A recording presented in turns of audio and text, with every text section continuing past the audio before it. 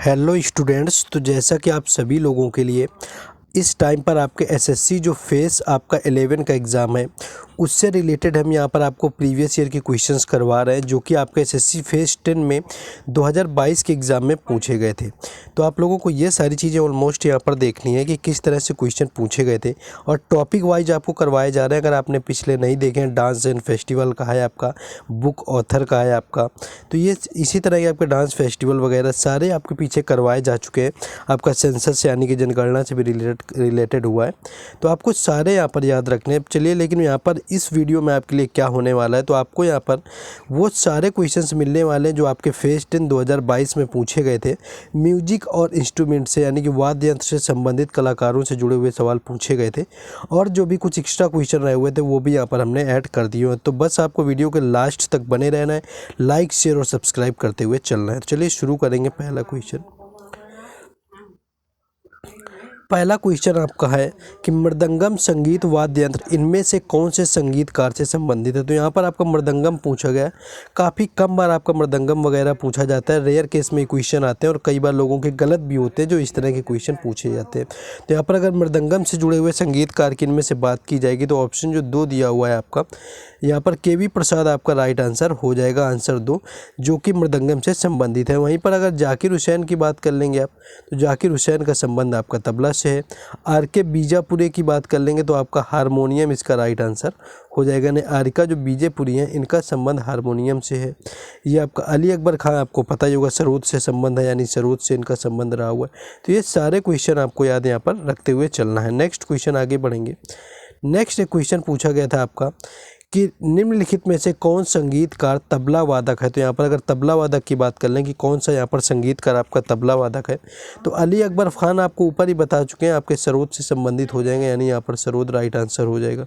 पंडित रविशंकर की बात कर लें तो आपका सितार से संबंधित हो जाएंगे।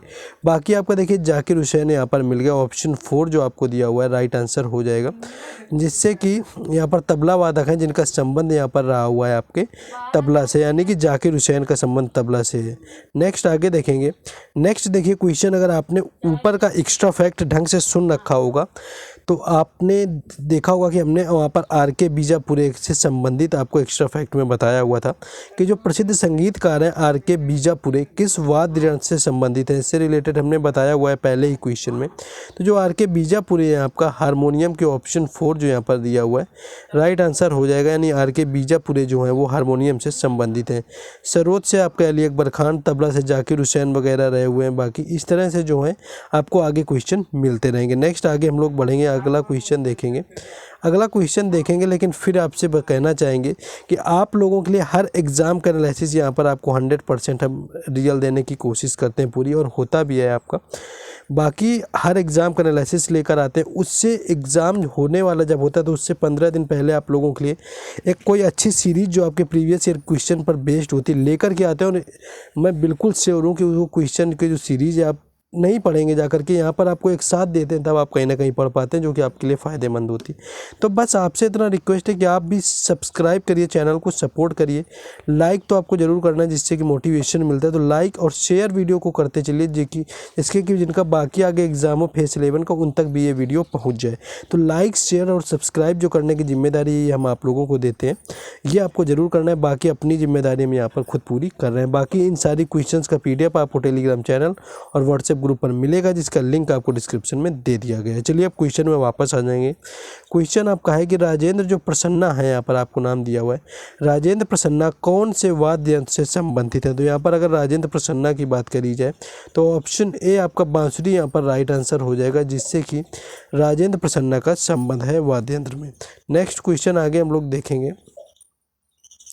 नेक्स्ट क्वेश्चन आपका ये पूछा गया था कि भारतीय नर्तक, देखिए आपका डांस का है क्वेश्चन लेकिन फिर भी देख लेंगे कि जो आपका भारतीय नर्तक पंडित बिरजू महाराज निम्नलिखित में से किस कथक घराने के प्रतिपादक थे, यानी किस कथक घराने का आपका किया हुआ था, उत्पत्ति किसके द्वारा हुई थी, यानी बिरजू महाराज ने कहाँ के घराने से संबंधित थे। तो ऑप्शन 4 जो आपको दिया हुआ है लखनऊ, इसका राइट आंसर हो जाएगा, यानी लखनऊ के घराने से पंडित बिरजू महाराज का संबंध है। एक आपका क्वेश्चन पीछे ये पूछा गया था, हमने आया हुआ था कि कौन से आपके कथक घराने के अंतर्गत नहीं आता, तो कथक घराने में जयपुर भी आता है, बनारस आता है, रायगढ़ भी आता है। लेकिन अगर कभी आपको इलाहाबाद वगैरह दे दिया, इलाहाबाद दे दिया जाता है, अगर यहाँ पर आपको समझिए, तो इलाहाबाद आपका कथक घराना नहीं है, तो ये आपको याद रखना है, कई बार आपसे देख के पूछ लिया जाता है, तो ये कथक घराने के अंतर्गत आपका नहीं आएगा। नेक्स्ट क्वेश्चन हम लोग आगे देखेंगे चल के बढ़ के, यहाँ पर आपका लखनऊ राइट आंसर हो जाएगा। नेक्स्ट क्वेश्चन है कि प्रसिद्ध जो संगीतकार है निखिल बनर्जी या विलायत खान किस वाद्य यंत्र से संबंधित है। तो एक भी अगर आपको पता है निखिल बनर्जी हो या फिर विलायत खान हो, आपका ये किससे संबंधित है, यहाँ पर अगर इनसे बात करें तो यहाँ पर आपका जो है सितार, यानी कि ऑप्शन 3 आपका राइट आंसर हो जाएगा, सितार आपका हो जाएगा, जिससे कि निखिल बनर्जी और विलायत खान का यहाँ पर संबंध है। तो आपको एक भी याद हो तो आप क्वेश्चन ये कर सकते थे। नेक्स्ट क्वेश्चन, इसको मान सकते हैं कि शायद आपने पहले ये क्वेश्चन ना देखा हो, तो आपको यहाँ पर प्रॉब्लम हो जाए कि जो हाउद्दीन डागर हैं किस वाद्य यंत्र से संबंधित है। तो अगर यहाँ पर हाउद्दीन डागर की बात कर लीजिए कि हाउद्दीन जो डागर है उनका संबंध किस वाद्य यंत्र से है, तो देखिए दीन आपका लिखा हाउद्दीन, दा आपका आया हुआ, तो दा आपका किस में आ रहा है, रुद्र में, ऐसे आपको याद रख लेना है। ऑप्शन जो आपका 2 दिया हुआ है रुद्र वीणा, इसका राइट आंसर हो जाएगा, जिससे कि यहाँ पर आपका हाउद्दीन डागर का संबंध है। तो आंसर आपका राइट आंसर हो जाएगा रुद्र वीणा, जिससे कि हाउद्दीन डागर संबंधित है। नेक्स्ट क्वेश्चन आगे हम लोग बढ़ेंगे देखेंगे। नेक्स्ट देखिए आपका आ गया यहाँ पर कि अली अकबर खान, जो आपका अली अकबर खान किस वाद्य यंत्र से संबंधित है। अली अकबर खान की यहाँ पर अगर बात कर लें यहाँ पर किससे संबंधित है, तो ऑप्शन जो 3 दिया हुआ है आपका ये सितार राइट आंसर हो जाएगा, जिससे कि अली अकबर खान का संबंध है। सॉरी, आपका अली अकबर खान सरोद से संबंधित होंगे यहाँ पर।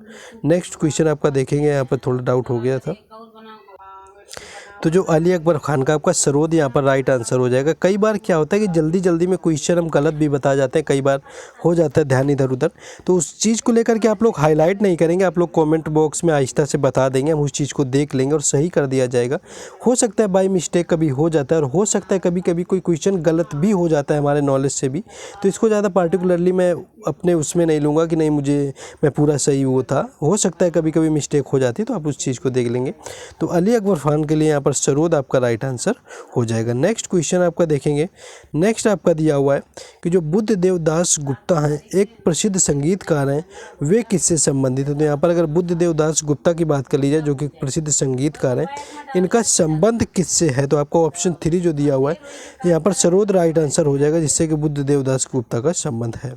नेक्स्ट क्वेश्चन आपका यहाँ पर एक पूछा गया था, देखिए क्वेश्चन में कई सारे नाम दिए, आपको अगर एक भी पता हो कि जो आपका यहाँ पर ऑप्शन दिया हुआ है शकूर खान, पंडित राम नारायण मिश्र, रमेश मिश्रा, सुल्तान खान और उस्ताद बिंदा खान, आपके 5 नाम दिए। अगर 5 में से आपने एक भी कहीं पढ़ा हुआ है इनसे रिलेटेड वाद्य यंत्र, तो आपका सही हो जाना है।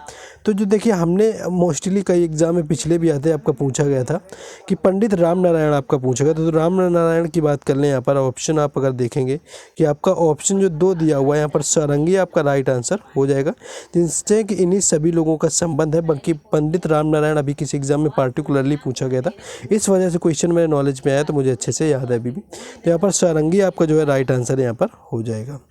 नेक्स्ट क्वेश्चन आगे है, देखिए अब यहाँ पर जो आपके म्यूजिक और इंस्ट्रूमेंट के क्वेश्चन थे वो कम ही थे, जो कि सभी शिफ्टों में जितने पूछे गए हमने करवा दिए हैं, कुछ नए आप लोग देख लेंगे।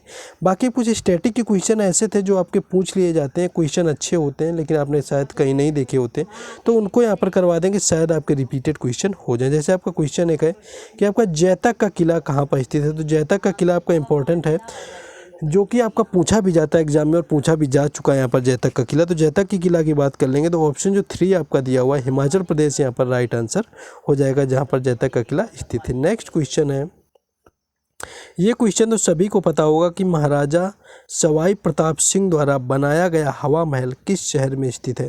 तो यहाँ पर अगर सवाई प्रताप सिंह के द्वारा बनाए गए महल की बात कर लें, जो हवा महल है वो किस शहर में स्थित है, अगर इसकी बात करें तो सभी को पता है कि हवा महल जो है राजस्थान के जयपुर में स्थित है, यानी ऑप्शन 3 जो यहाँ पर आपका दिया हुआ है राइट आंसर हो जाएगा।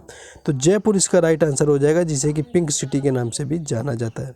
ये क्वेश्चन आपका देखिए प्रीवियस ईयर का भी उठाया है, लेकिन अभी आपका CGL या CHSL के एग्जाम में यह अभी भी पूछा गया था हाल में कि भारत भारत में सड़कों को कितने वर्गों में वर्गीकृत किया गया, यानी सड़कें जो हैं भारत की उन्हें कितने भागों में बांटा गया है। तो ऑप्शन जो 3 दिया हुआ है 6 यहाँ पर राइट आंसर हो जाएगा, यानी कि 6 भागों के अंतर्गत वर्गीकरण किया गया है भारत में होने वाली सड़कों का। तो 6 यहाँ पर यानी कि 6 आपका राइट आंसर हो जाएगा। नेक्स्ट क्वेश्चन आगे है। ये क्वेश्चन देखिए, आपने शायद बहुत सारे आपने पक्षी अभयारण्य या नेशनल पार्क पढ़े होंगे, लेकिन फिर भी कहीं ना कहीं ऐसा कुछ आ जाता है जो आप लोगों की समझ से बाहर होता है, कहीं देखा भी नहीं होता है। जैसे शायद ये अगर आप नहीं ही देखा होगा, मुझे लगता है कि जो आपका रंगनाथिट्टू पक्षी अभयारण्य, यानी रंगनाथिट्टू आपने शायद नहीं सुना हो मुझे लगता है। तो ये जो पक्षी अभयारण्य है किस भारतीय राज्य में स्थित है। तो यहाँ पर अगर रंगनाथिट्टू पक्षी अभयारण्य की बात कर लेंगे तो ऑप्शन जो आपको 4 में दिया हुआ है थोड़ा कट हो गया, तो कर्नाटक, यानी कि ऑप्शन 4 जो आपको दिया है राइट आंसर हो जाएगा। कर्नाटक के अंदर स्थित है आपका रंगनाथिट्टू पक्षी अभयारण्य, तो कर्नाटक आपका यहाँ पर राइट आंसर हो जाएगा। नेक्स्ट क्वेश्चन है कि भारत में कौन सा उद्योग अपना स्वयं का सबसे बड़ा उपभोक्ता है, यानी कि ऐसा कौन सा उद्योग है भारत के अंदर जो आपका भारत में ही आपका होता है, उसका प्रोडक्शन और सबसे ज़्यादा यूज यानी कि उपभोग आपके भी भारत में किया जाता है। तो ऑप्शन जो 2 दिया हुआ है रासायनिक उद्योग आपका राइट आंसर हो जाएगा, जो कि सबसे अधिक आपका बड़ा उपभोक्ता और स्वयं का आपका बनाने वाला है, जो कि सबसे बड़ा उपभोग होता है इंडिया के अंदर। नेक्स्ट क्वेश्चन हम लोग आगे देखेंगे। नेक्स्ट जैसे क्वेश्चन है कि भारत में 1885 में कोलकाता के पास पहली जूट मिल कहाँ पर स्थापित की। तो कई बार आपसे डायरेक्ट पूछ लिया जाता है कि 1855 है 1855 में पहली जूट मिल कहाँ पर स्थापित की गई, तो आप कलकत्ता जवाब दे देते हैं। कई बार आपसे ये पूछा गया कि आपकी कोलकाता में पहली जूट मिल जो थी आपकी वो कब आपकी यहाँ पर स्थापित की हुई थी, तो 1855 उसका राइट आंसर हो जाता है। लेकिन यहाँ पर आप देखेंगे तो यहाँ पर आपकी नदियाँ टाइप की पूछ ली गई, तो ऑप्शन जो 3 दिया हुआ है रिसरा आपका राइट आंसर हो जाएगा, यानी कि रिसरा जो है यहाँ पर रिसरा के अंतर्गत आपकी रिसरा नदी के पास में आपकी पहली जूट मिल 1855 में की गई थी। नेक्स्ट क्वेश्चन है कि जो आपका मोजरेला है, चेडर है, कैम्बेम्बर्ट है, ये किस चीज़ की किस्में, दूध की हैं, दही की हैं, ब्रेड की हैं। तो अगर मोजरेला, चेडर और कैम्बेम्बर्ट की बात करें तो ऑप्शन 4 जो दिया हुआ है पनीर इसका राइट आंसर हो जाएगा। ये सारी जो किस्में होती हैं वो पनीर की किस्मों के अंतर्गत आती है, एक तरह का पनीर ये आपके अलग अलग किस्म का। नेक्स्ट आगे देखेंगे क्वेश्चन। नेक्स्ट क्वेश्चन यहाँ पर दिया हुआ है कि घग्गर नदी का उद्गम स्थल कौन से राज्य में। अगर यहाँ पर देखिए घग्गर नदी आपसे पूछी गई है तो घग्गर नदी में आपके ऑप्शन 3 हिमाचल प्रदेश हो जाएगा, यानी घग्गर नदी का जो उद्गम हिमाचल प्रदेश से होता है। बाकी अगर आपसे नर्मदा की बात कर ली जाए कि नर्मदा का उद्गम कहाँ पर होगा, तो नर्मदा का आपका MP के अंदर होता है। बाकी अगर आपसे ये पूछा जाए कि गोदावरी कहाँ पर होगा, तो जो आपका गोदावरी होता है वो नासिक के अंदर होता है। तो इस तरह से आपको सारे नदियों के उद्गम स्थल भी देख लेने हैं, कई बार आपसे पूछ लिया जाता है। नेक्स्ट आगे बढ़ेंगे। ये देखिए स्टैटिक का क्वेश्चन आपका यहाँ पर ऑर्गेनाइजेशन से आया हुआ है, पूछा जाता है कि जो राष्ट्रीय सुदूर संवेदन केंद्र है वह कहाँ पर स्थित है। मैंने 3 से 4 बार ये क्वेश्चन देखा हुआ SSC एग्जाम में। तो जो राष्ट्रीय सुदूर संवेदन केंद्र है, अगर इसकी बात करें कि कहाँ पर लोकेटेड है आपका, तो ऑप्शन A दिया हुआ है हैदराबाद इसका राइट आंसर हो जाएगा, जहाँ पर नेशनल रिमोट सेंसिंग सेंटर यानी कि राष्ट्रीय सुदूर संवेदन केंद्र NRSC स्थित है। नेक्स्ट क्वेश्चन आगे है।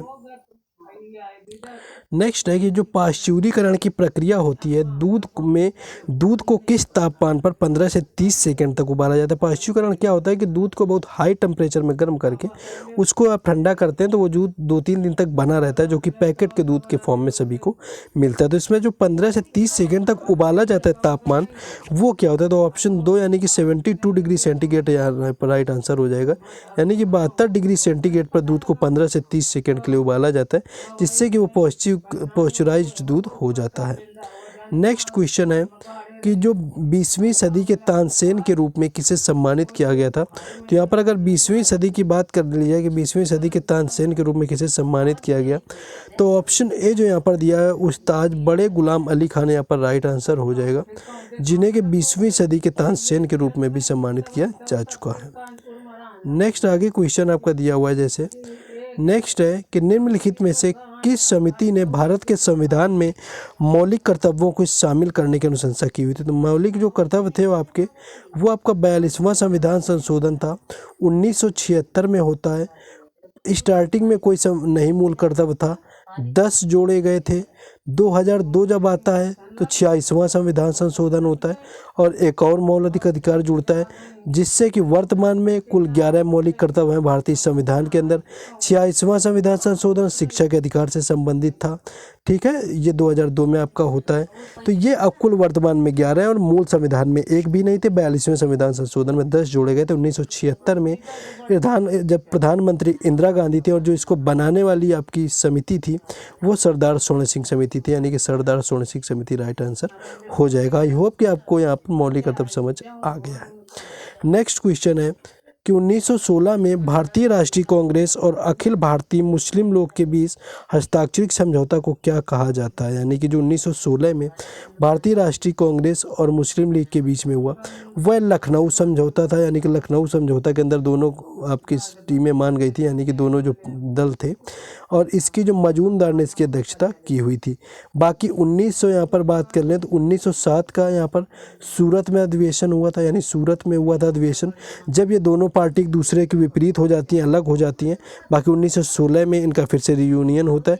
उस समय रास बिहारी बोस रहे हुए थे, सूरत अधिवेशन के अध्यक्ष की हुई थी भारतीय राष्ट्रीय कांग्रेस के।